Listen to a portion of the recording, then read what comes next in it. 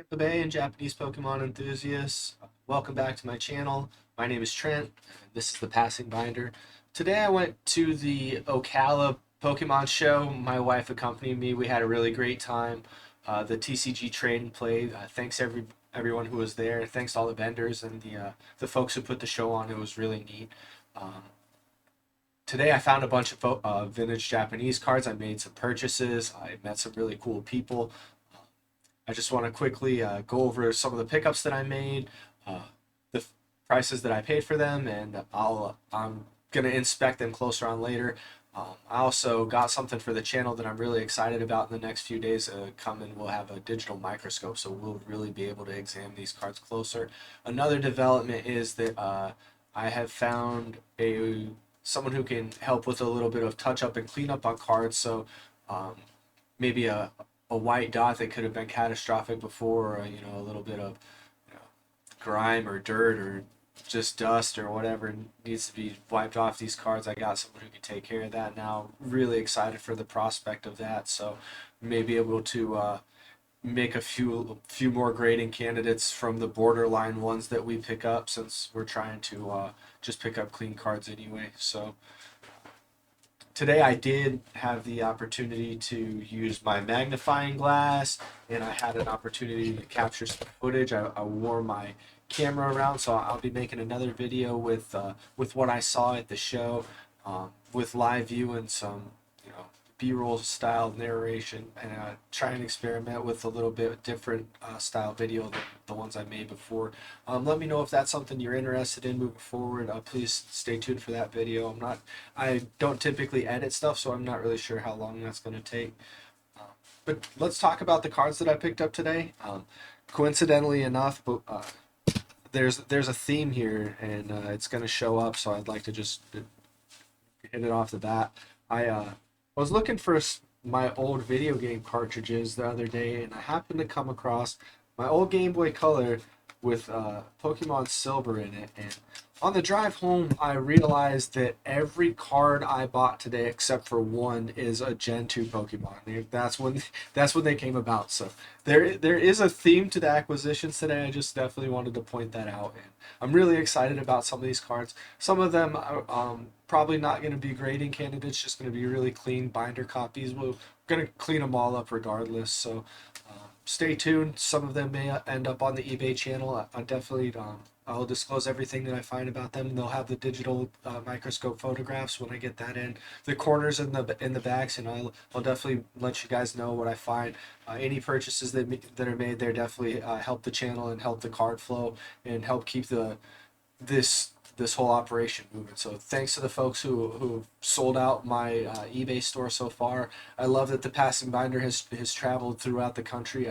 I've shipped packages to New Jersey and Iowa, uh, Nebraska, California. So I want to get maybe a map or a digital tracker to show like the reach of where the cards end up, since that is a really big theme of what we're doing here is the Passing Binder. Of course, we're not going to be saying names, just probably won't even say towns. We'll say states. States is I think they would be okay with disclosing what state it went to. So anyway, the first one up is a Slowking. Uh, the I love this card. Most of these cards are ones that coincidentally I've also owned before. So it's funny how sometimes things make their way back to you. About half of them, I would say. Um, but anyway, we'll get into that. This Slowking, just so cool. He's just sitting on the shoreline, like he's such a derpy Pokemon anyway, and I love like how much like action's going on there. Like he's he looks derpy, but the guy's actually really wise. Like, you know, just his nature belies what's underneath, and I love underestimated and understated Pokemon like that. And, I love understated characters in general like that. You know, we always love an underdog tale. So love a Slowking. Um, Love a Typhlosion, man, and that is exactly what I paid for it. Uh, the $50 on there. This was a really clean copy. I love this card.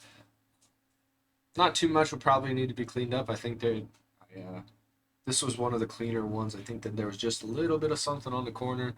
Probably have to take a look at it. Maybe do a whatever he does, press it together, make it look as presentable as we possibly can. But really excited about this Typhlosion. Again, this one is a staple. I've had him before, and I love this guy. I love the way he looks. I love how he's about to do his flame wheel or flame charge, like just getting ready. Kind of like almost a Goku pose to him, but really neat card. Enjoy that one. Really love a Steelix. Again, that is the price that I paid. I love when folks have sticker prices on their stuff, and I love when it's fair, so I don't have to try and negotiate or get a better price. Like, um, I did inspect all of these with uh, my magnifying glasses, but I did not do the centering tool on them yet. So I'm gonna get them all under the LED light and stuff again because use my normal process, but I do want to get them under the digital microscope before I make any determinations on this. I guess my opinion on the Steelix is he's so cool, man. He looks like he's just a twirling pickaxe grinding through the night, like just a really cool Pokemon. Really love the steel, and I like how he's just mean coming at you, like kind of like a diamond drill of sorts. Uh, the next few cards, there's definitely a theme here. I picked them all up from the same guy. Uh, really, thanks, Nick. You were awesome. Thank you for having vintage cards. Thank you for having clean vintage cards. Thank you for letting me buy almost all of them from you. Uh, Lugia is the one that got away, but hey, we can't take them all. So anyway, back to brass tacks here. I'm really into these non-hollow foil vintage dogs. Like I really like these. These are typically like easier to find clean copies of, and they actually they can grade really well. So it's easier for a restorer or someone who's gonna clean the card up a little bit to work on, or just to submit as it is, because you don't have the concern about the holofoil being you know having any microscopic imperfections that you can't see. But again, nothing's gonna escape us very soon. So when I get that microscope, I will definitely place a link to it in the description of the video, and I'll probably add it to the channel links so that you'll know which one I'm using. And if you guys if you like my channel, or you like any of the tools items that I use, if you consider making a purchase from the links down there, I do get some kickback from that, so it does help me out. The next card is another dog. I actually like I said, there's a few themes running through here. We got a Raikou here. um, I'm not. I think this is one of the Neo Discovery ones, but another non-hollow card, another really clean one. Like, um, if you'll notice here, we don't have too much white going on back there, which is the biggest reason that I wanted to pick these guys up, is they were really clean copies. Like, um, I definitely have to double check the centering on a couple of them. In the Suicune here, again, all these prices that are stickers on here were the prices that I paid at the show, and thanks again to the guys that I got these cars from. Thanks for letting me inspect them again, and thanks for being patient with me. And I just had a really great time. I wasn't there long. My wife and I kind of had a long drive, and we got lost a couple times. So when we finally found the right place that we were supposed to be at, you know, it was really nice to just walk in and just find what I was looking for right off the bat. I told her she's my good luck charm when I want to make purchases, because I normally don't. I normally pass on way more stuff than I buy, and today I definitely passed on stuff. Like my heart broke a little bit. I saw a really cool Tyranitar that I wanted to get, but he had just a one line of damage that went through it was pretty deep through the hollow and carried down into the rest of the card, so I unfortunately couldn't pick that one up.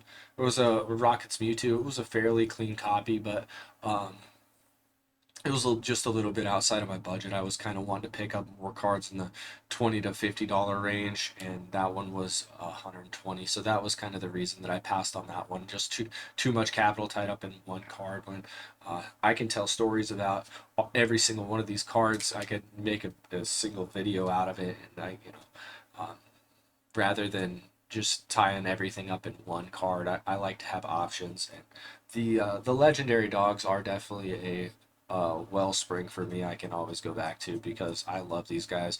Suicune is my unabashed favorite, as I've mentioned before. When I've done Ribbon Master Challenge, this is my guy. Uh, I love this guy. I love this e-reader card. I was really stoked to pick up one of these today. Just a neat card, pretty clean. There is a little something going down at the corner, so hopefully a little time in the press will straighten that out. But other than that, it's really clean. A really neat card. All of these I'm happy that I get to hang on to and talk about for a little bit. The last loose card that I picked up was the Brock's Ninetales here, and I just love this card. This is a neat one too. So any of the trainer cards, uh, just I that that era, these sets are just something special, and there's something that I really appreciate. I like how they lend that set within a set aspect. Like there's only so many Brock's Pokemon, and there's only so many Blaines. There's only so many XYZ. In the VS era cards that I've really been getting into lately, like the Rockets, the Rockets legendary dogs, the Rockets Suicune, and the Rockets Entei, and the Rockets Raikou. Those are all really awesome. The um, the Rockets Tyranitar, all of those VS cards are just beautiful.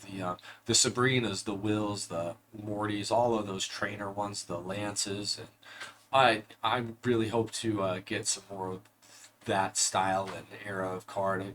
I really I like the non-hollow versions of them. So let me know what you guys are collecting, especially if you're trying to pick up a certain set, or if there's a specific card that you really love, or a specific trainer that you really love. I'm a big fan of Blaine and Sabrina, so like anytime I see those, I try and snap them up if they can at least be a borderline candidate. And again, like not every card that I bought today and that I showed is going to be a grading candidate, even though I took the time to inspect it. Like sometimes I'm going to make a purchase because these cards are 10, 15, $25.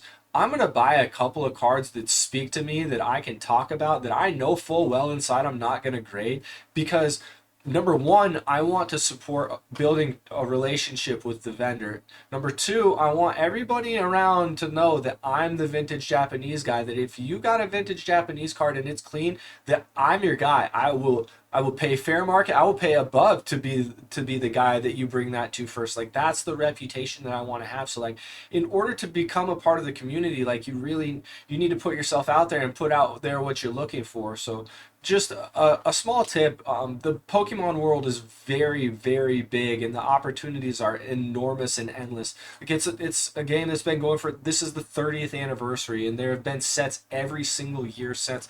My heart belongs to the original ones because that's what I knew and saw when I was a kid, and that world has opened up even more so now, since I can see new things from back then that I didn't know about then. So it's always a recycle in an endless world, but it always comes back around. So my one small tip that I have is find out what you like. Find out the things that make your heart beat a little faster, that make your blood quicken, that take your breath away a little bit.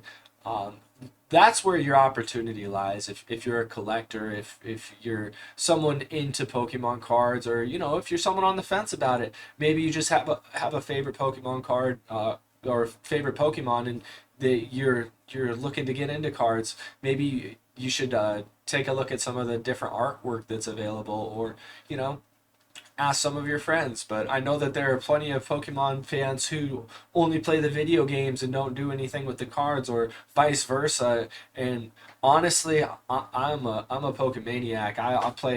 I've played every video game. I've collected the cards. I have stuffed animals. I have clothes. Like I I love this universe and I love the people in it, and I love how vast and varied it is. And one last purchase that I made today before I sign off on this one. This is the one I'm most excited about. I found a Neo uh, series binder. The starter Pokemon are all on this page. So got the Meganium line, Typhlosion, and Feraligatr in there. All of these cards are in fairly good shape. The guy I picked them up off of was so gracious. Said he mentioned that he was so happy that they were going to a home that would appreciate them, and I couldn't feel any more strongly about that. I'm not ready to quite share what I have in mind for these cards, but it is something special. So when I'm ready and have that in the works, I will definitely bring it back around. But thanks for following along, Tampa Bay. Thanks Ocala, and thanks to the Equestrian Center that hosted the event today. Thank you, Tampa Bay and Japanese Pokemon enthusiasts, for following along on my channel. Please considering liking and subscribing. It really helps me out. Take care, everybody. Until the next one.